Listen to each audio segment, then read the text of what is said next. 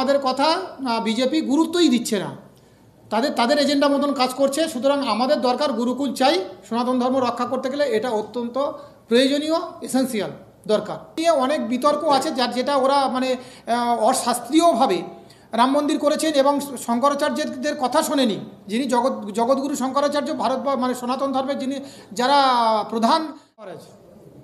ঠিক আছে, বলুন মহারাজ। আজকে দিনে আপনি এখানে হিন্দু সমাজ পার্টি ব্যানারে আপনি তোলায় আছেন, আপনারটা একটা ব্যানার ছিল যেখানে প্রচার হচ্ছিল শিয়ালদার মধ্যে, আপনি কি চাইছেন ওখানে, কেন দিলেন মোদি থেকে? হ্যাঁ, ওখানে আমি কলকাতা সনাতনী আশ্রমের আমি সম্পাদক বলে প্রচার করে যেটা করছি, সেটা আমরা বিভিন্ন জায়গায় আমরা সাধু সন্ত নিয়ে গুরুকুলের জন্য আন্দোলন করেছি। কলকাতাতে আপনারা দেখেছেন বহুবার রাজ্যপালের কাছে আমরা ডেপুটেশন দিয়েছি, কলকাতা ইউনিভার্সিটিতে আমরা ডেপুটেশন দিয়েছি, মাননীয় সুকান্ত মজুমদারের কাছে আমরা ডেপুটেশন দিয়েছি।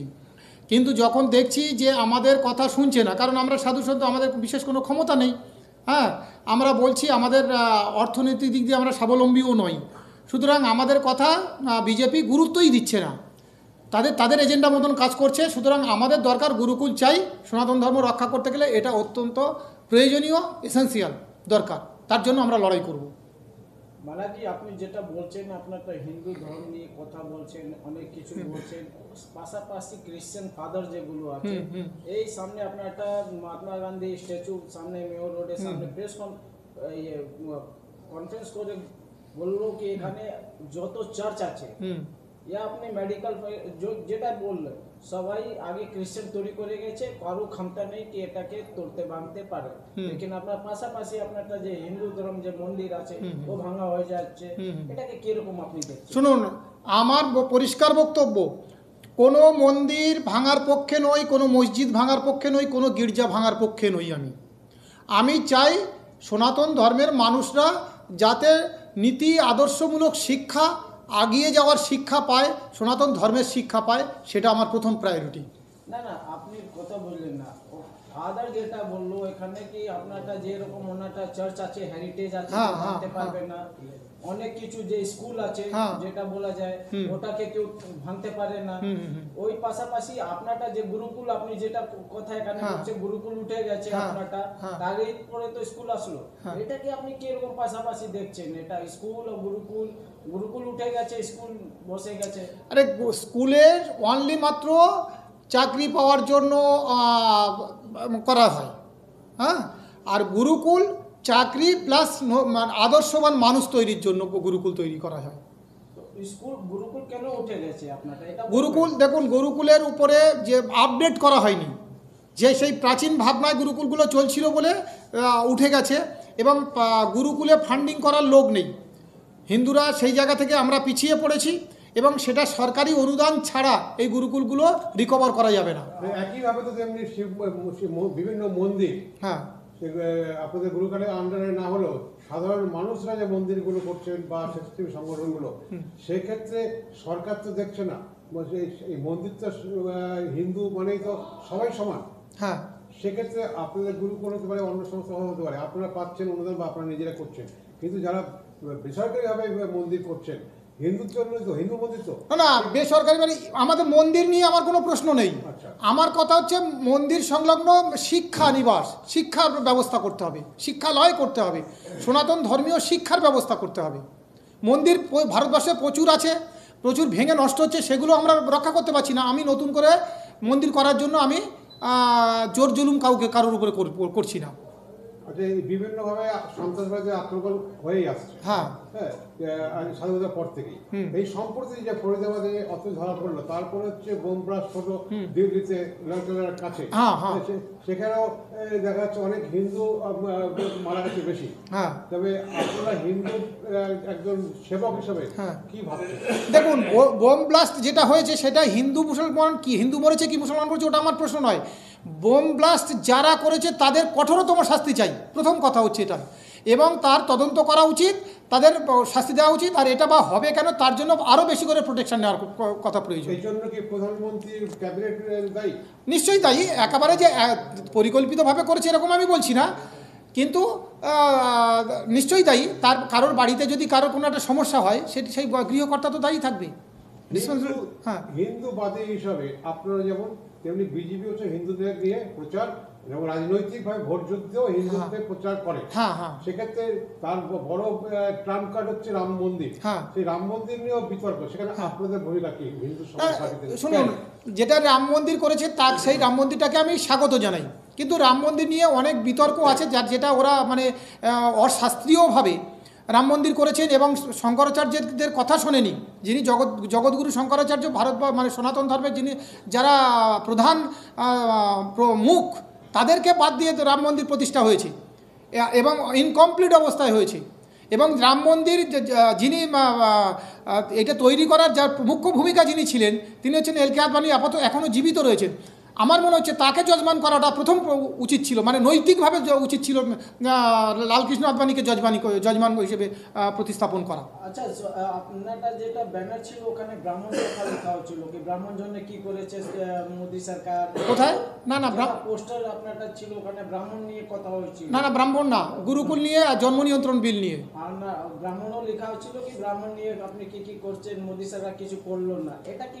না আমি ব্রাহ্মণদের কথা বলিনি।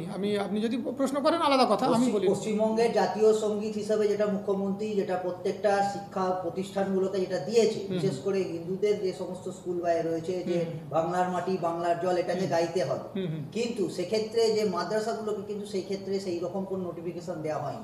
এক্ষেত্রে আপনাদের কি স্ট্যান্ড, কি বলবেন এই বিষয়টাকে? কি বলবেন? না আমার মনে হয় মমতা ব্যানার্জি যেটা করেছে সেটা তার মতন করেছে, কিন্তু যেহেতু পশ্চিমবঙ্গ শিক্ষা দপ্তরকে দেওয়া হয়েছে, মাদ্রাসা বোর্ডকে দেওয়া উচিত বলে আমি মনে করছি। বিজেপি যেভাবে বলে যে আমরা হিন্দুদের সরকার, হিন্দুদের জন্য এত কিছু, তাহলে কি সেটা মিথ্যে? মুখে অনেক কথা বলা যায়, কিন্তু সত্যি নয়। নরেন্দ্র মোদী বলছেন যে আমি সবকা সাথ সবকা বিকাশ করেছে বলছে, তাহলে ওটাও কোনটা সত্য কোনটা মিথ্যা ধরবো? শুভেন্দু অধিকারী যে বলে আমি হিন্দুদের নিয়ে সব জায়গায় ছুটে যাচ্ছি হিন্দুদের বিপদে, তাহলে ওগুলো হিন্দুদের শুনুন, আমি আমি হিন্দুদেরকে বিপদে ফেলে আমি উদ্ধার করলাম, এটা একটা ত্রাণকর্তা। আর আমি চাই হিন্দুদেরকে বিপদে ফেলতে দেব না।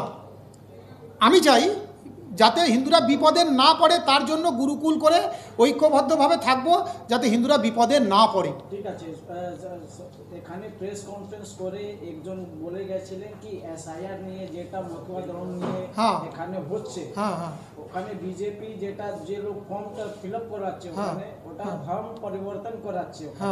এখানে প্রেস কনফারেন্স করে বলে গেছে কি যেটা মতুয়া সাম্রাজ্য আছে ওটা হিন্দু নেই, কিন্তু তারপরেও হিন্দু জবরদস্তি লেখা হচ্ছে 800 টাকা 900 টাকা। এটা আমি এর পক্ষে, যারা হিন্দু, এখানে পরিষ্কার আইনে এসআইআর আইনেতে বলা আছে যারা হিন্দু তারা আসতে পারবে।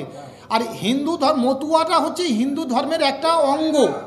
ধরুন বৈষ্ণব হতে পারে, শুনুন, যেমন বৈষ্ণব হতে পারে, আদিবাসী হতে পারে, আরও অনেক ধর্ম হতে থাকতে পারে, উপধর্ম থাকতে পারে, কিন্তু এরা সবাই হিন্দু বা সনাতনীদের একটা উপসম্প্রদায়।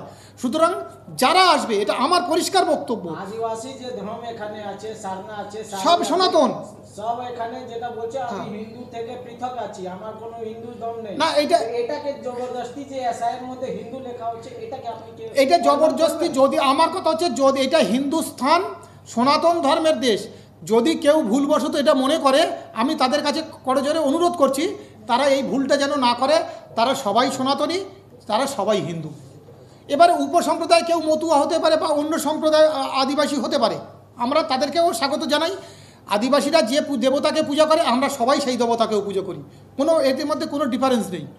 ঐক্যের মধ্যে বিবিধের মধ্যে ঐক্য। এটা আপনি আদিবাসী সম্প্রদায়ের মধ্যে যাকে এটা প্রচার করবেন? হ্যাঁ অবশ্যই, আমি আদিবাসীকে শ্রদ্ধা করি, ভক্তি করি, তাদের অনুষ্ঠানে, আমি ধর্মীয় অনুষ্ঠানে আমি যাই, আমার কোনো বাধা নেই এবং তাদেরকে এখানেও আসবার জন্য অনুরোধ করছি।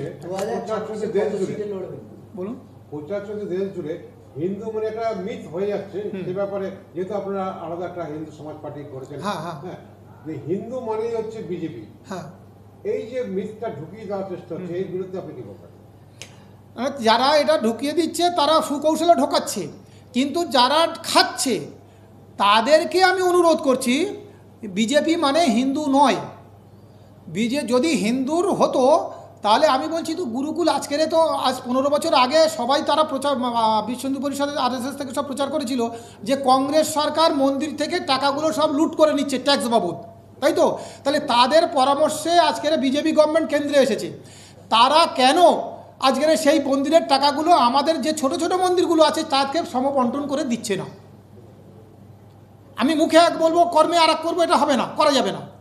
মানে সেটা দ্বিচারিতা বলে। যেটা মুখে বলছে তার তো ব্যাকগ্রাউন্ডটা দেখাতে হবে, বাস্তবে দেখাতে হবে তো, যে আমরা এটা হিন্দু সমাজের জন্য এটা করেছি। ঠিক আছে, কেন্দ্রীয় সরকারের তো একাধিক নেতারা তারা বলছেন যে আমরা ভারতকে হিন্দু রাষ্ট্রে পরিণত করব, তারপরেও আপনাদের এই আলাদা পার্টি কেন? আমি বলছি সব বিশ্বের সমস্ত দেশটাকে আমি ভারতবর্ষে ঢুকিয়ে নেবো, আমি বলছি। এ বলার কোনো মূল্য আছে? ভারতবর্ষে আজ 11 বছরে পাওয়ারে আছে, একবার 285, একবার 303টি। কেন আজকের জন্ম নিয়ে আজকের 140 কোটি দেশের মধ্যে চায়না আমাদের থেকে 3 গুণ 4 গুণ বেশি ল্যান্ড, তাদের 140 কোটি ওকে মানায়, কিন্তু আমাদের কি 140 কোটি মানায়? তাদের থেকে আমাদের 3-4 গুণ কম ল্যান্ড। সেই ক্ষেত্রে আমাদের তো জন্ম নিয়ন্ত্রণ অবশ্যই করা উচিত। সেখানে কেন আজকে নন্দী করেননি?